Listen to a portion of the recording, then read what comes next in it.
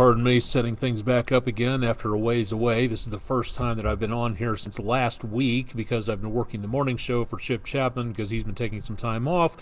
So, getting restarted again. I'm Chief Meteorologist Austen Onek. This is Weather Overtime, starting off with a little bit more in the way of weather. Got some thunderstorms as of just past 10 o'clock Eastern Time, dropping down to the southwest of Chattanooga. Nothing on the heavy or severe side, but there could be some decent amounts of heavier rain in some of these cells, and we could see the potential of some more of these thunderstorms popping up throughout the rest of the evening into about midnight, give or take, and then overnight could be the possibility of some dense fog heading our way in some locations. So please use caution out there for that. Most of the area, again, we're just not looking at a lot of activity for the time being. We were expecting some of those storms up into Middle Tennessee to make their way down to the south, but that's not happening as of this point. So the heaviest activity right southwest of Chattanooga and back into around the rest of the News 12 viewing area, well to the south of that, around Birmingham and down to the west of Atlanta. Everything moving pretty much to the south at about 20-30 miles per hour, and just not seeing anything out there in the way of major amounts of problems, but there could be, again, some heavier rainfall in some of these cells between Stevenson, Ider, south and west of Trenton, right along and just northwest of I-59. So for now, again, most of the activity out of the way, but the sky has done a pretty good job of lighting up at this time. Currently from downtown and watching off, there was a good flash right there over Lookout Mountain. Some more lightning expected again through the rest of the evening, so going to be seeing more potential for that, lighting up the skies as we go into the evening. Otherwise kind of hazy, and that fog layer now very easily seen right along the horizon, so we are picking up at least a little bit of a view there. From Lee Point, Highway 153 and 64 interchange, traffic moving along pretty well. Some pretty good amounts of heavy rainfall earlier right around this area, but not showing any of that particular at this time. More lightning off in the distance there. Island Cove, a lot of clouds, a little bit of showers earlier. Nothing showing up at this time in the way of heavy rainfall, visibility good out to the horizon. More lightning out there as well. From the News 12 studios, pointing away from the storms, looking toward downtown, and one of the first clear views we've had out there for quite some time. As the last couple of days, we have seen some very heavy amounts of fog and rain and some haze, which has done a pretty good job of obscuring things out there for us. That's Buffalo, New York. We don't need that. Let's try Chattanooga Red Wolves Stadium, and everything moving along pretty well here past rush hour and decently quiet again for right now. Just no rainfall here, and we can actually see the lights of Signal Mountain way off there in the distance, and that's something we don't usually see at this time of night, thanks in part to the rain and the haze and everything else we get in the atmosphere. Temperatures very mild, back in the mid-70s. Humidity up there, winds have switched around to the northwest at about 5 miles per hour, so picking up again some amounts of some humidity, and that's not going anywhere anytime soon. We'll be seeing more potential for heat and humidity over the next several days. Pretty well exactly where we should be for this time of the year. Today was spot on normal for July 7th. 90 the high, 72 the low, 71 is our normal low temperature. Record high back in 2012. That was a hot time for this area, back to the century mark there, and a record low of 52 degrees, which hasn't been broken for over just about 50 years or so, somewhere in there, so that's quite some time away. And we did manage to pick up some pretty good amounts of rain so far, only 1/100th of an inch for the day.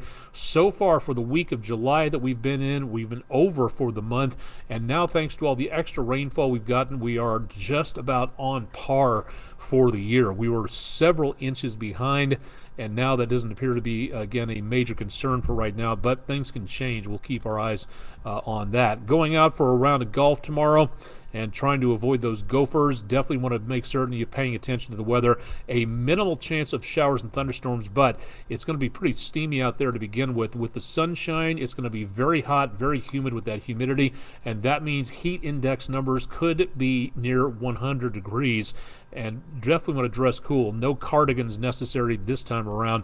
Don't forget the sunblock. Take along that water to drink to rehydrate yourself. Let's make certain that everybody's taking care of each other out there and keeping an eye on anybody who may be having some problems. Likewise, for anybody going out just enjoying the great outdoors, fishing, hunting, taking a hike, whatever, scattered showers and thunderstorms will be a problem, and winds may be out of the north, but they're not going to be able to help anybody too much on there.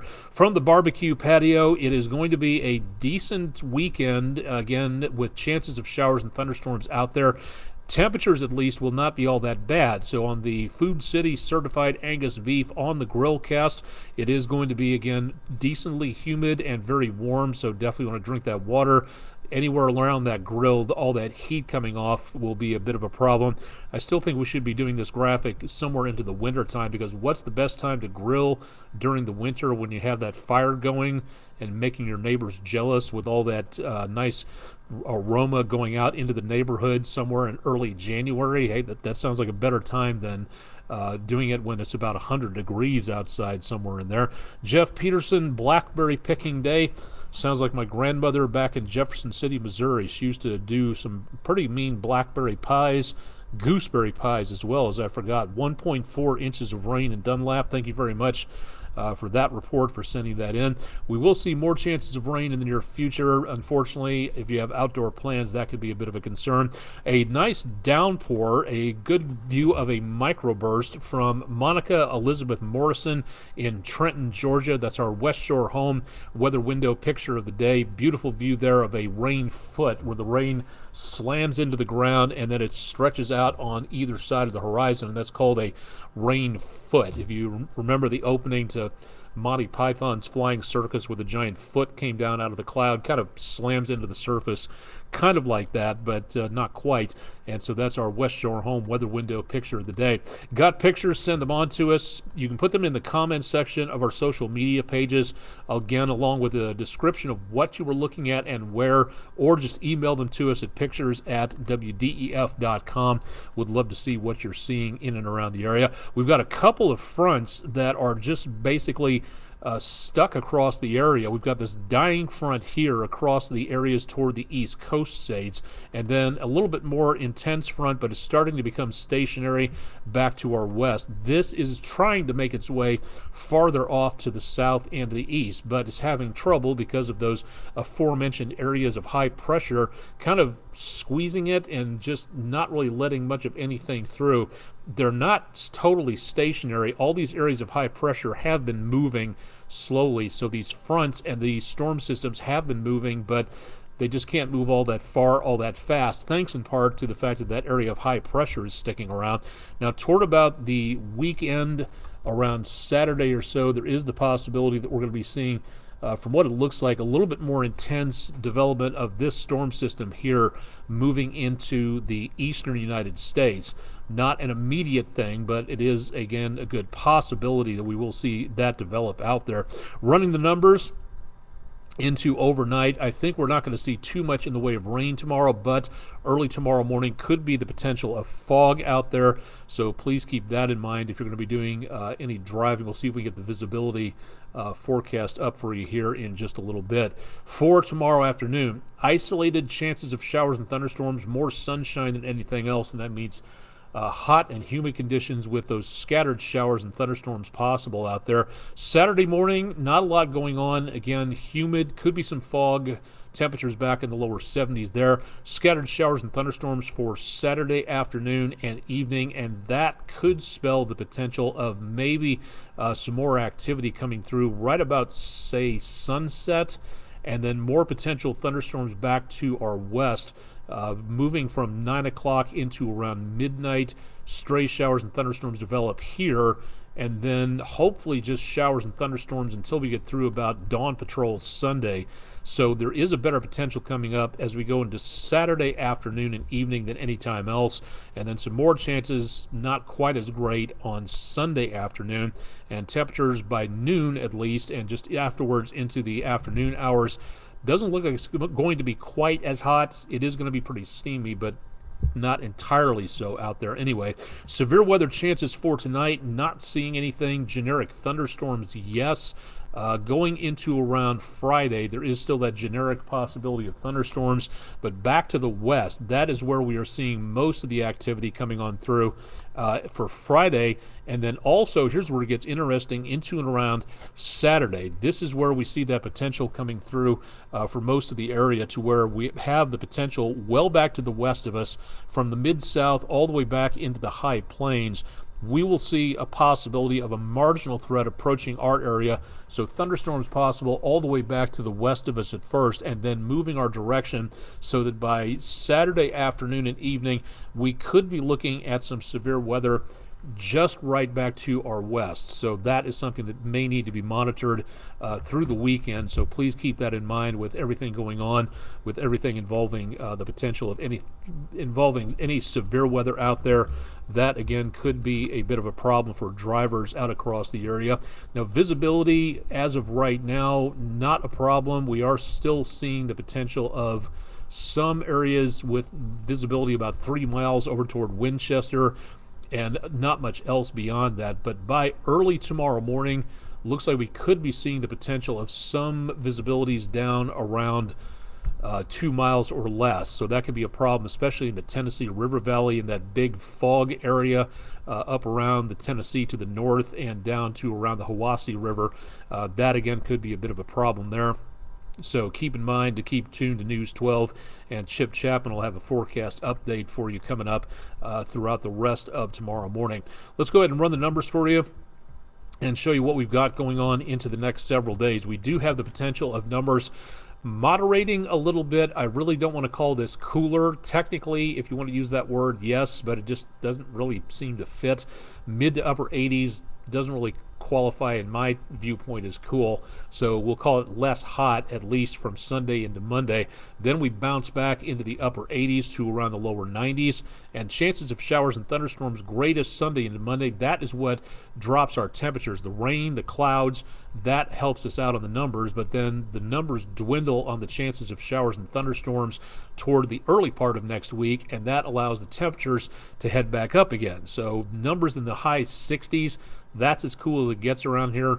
Welcome to July. It's not going to be too much of anything better than that. So every single day, heat and humidity, not quite so much Sunday and Monday.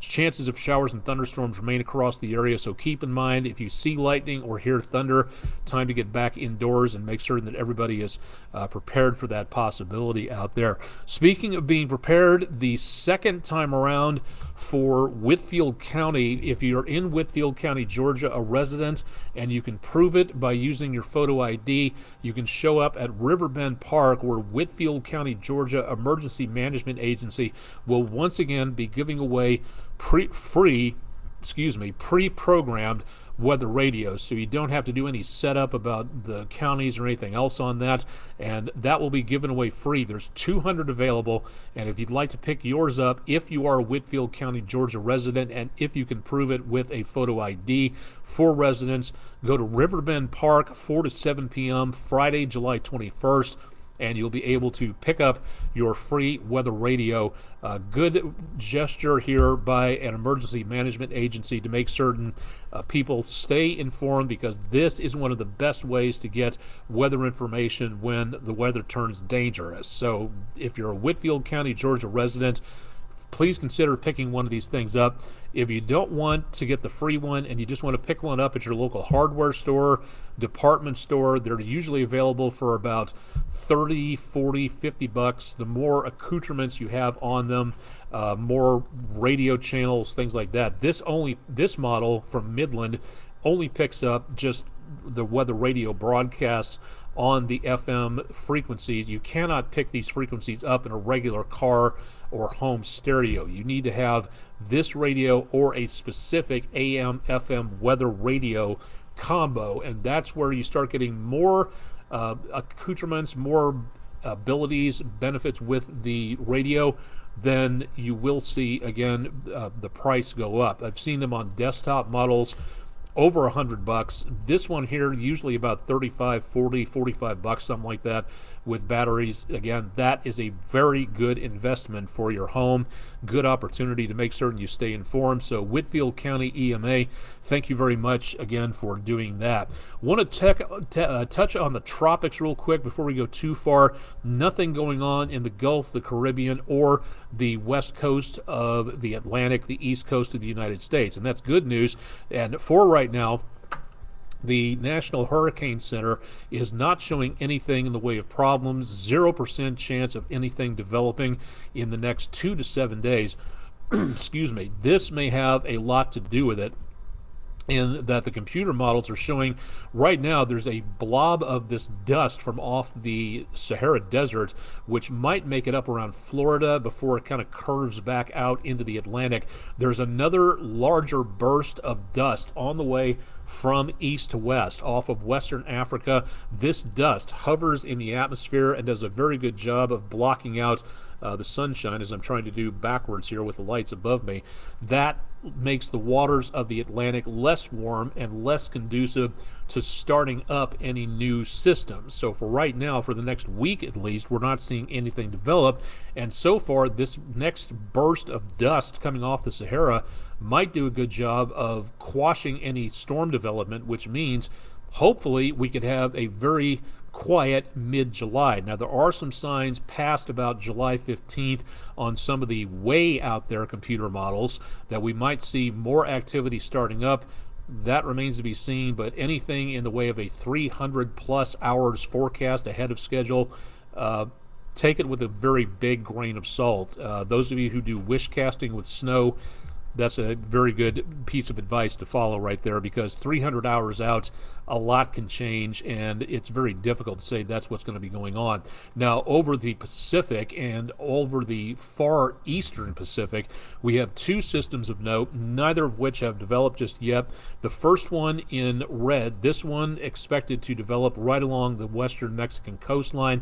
Another one just put on the charts, this one also making its way to the west and could be a system, it could be like the one we just saw with the last two systems that formed out there, including Bernice, I think it was, and back over to the area that formed just a little while ago. So we could have another 1-2 punch coming up as these systems kind of tail each other. Will this be a threat for the United States? Right now, it doesn't look that way, because it looks like it's going to be heading out into the far eastern Pacific, I should say. This right here, again, heading away from us, and hopefully not a problem for the coast, but this could be a boon for the East Coast if it stirs up another round of showers and thunderstorms. All right, now the most interesting news of the day is that updates on forecasts can happen at any point in time as you have the data renewed and get more details in there. The researchers that comprise the team that does a lot of hurricane forecasting, and as Andrew Harrison pointed out earlier tonight, Colorado State, because Colorado is known for its hurricanes, in tongue-in-cheek, a little humor there, but the researchers at Colorado State University, under Dr. Gray, who passed away, I believe, not too long ago, their recent mid-season forecast, or at least early season forecast, has now kind of reversed course a little bit, seeing what El Nino is doing in the Pacific and working to see what is going to be happening next. The current call is, and this has just been released, is that the CSU researchers have increased the forecast and are now calling for an above average Atlantic Basin hurricane season in 2023. Although, and this is important, uncertainty with this outlook is larger than normal, unquote. So what are we looking at on here? Well, over the next several days and weeks, the previous forecast was for, this is average from 91 through 2020, so that's a good 30 years worth of data to draw on. 14.4 per season, named storms per season, is average. 13 was the earlier forecast. They have now changed that as of just issued for today to 18 storms, so going above normal on that. 7.2 hurricanes per season. 2 was the forecast earlier. Now it appears that's up to 4, so they've doubled that. And of those storms that formed, 5 major hurricanes will be forming there. I think I've got the numbers wrong on that.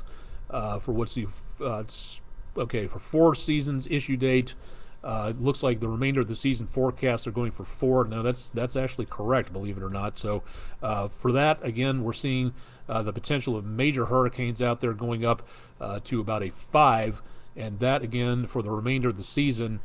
We could be seeing again the potential of 9 storms coming out of that, so that is definitely above average for right now. So we'll be watching again that, see how that turns out in the next several days and weeks. We still have we've been in the season about a month and a week, so we've got a number of months to go. We're not even close to the median of the season, which is September 10th. So we've still got a couple of months before we even hit the midway point on that. So it's very interesting to see that. Now, if you'd like to see this forecast for yourself, all you have to do is go to my social media pages and check out more about what they're saying about this forecast, why the update, they did it the way that they did, what they're thinking on that. So very cool to be able to see the technology, the algorithms, the formulas, everything they get on that. So join me on my social media pages, and you'll find me out there at various points in time to find out more details as to what's going on. Still got a few thunderstorms out there for tonight, but again, most of that should be dying down in the next couple of hours, giving us again just plenty of fog across the area. And so far, not much of anything happening in the tropics, but no cool weather heading our direction either. Find more about us again at wdef.com/weather. My email address, Onek@wdef.com. And of course, we'll have more on the forecast bright and early on Friday morning with Chip Chapman. I'm Chief Meteorologist Austen Onek. This has been Thursday night's edition of Weather Overtime. Thanks for joining us, and stay tuned for more with News 12 on air and online.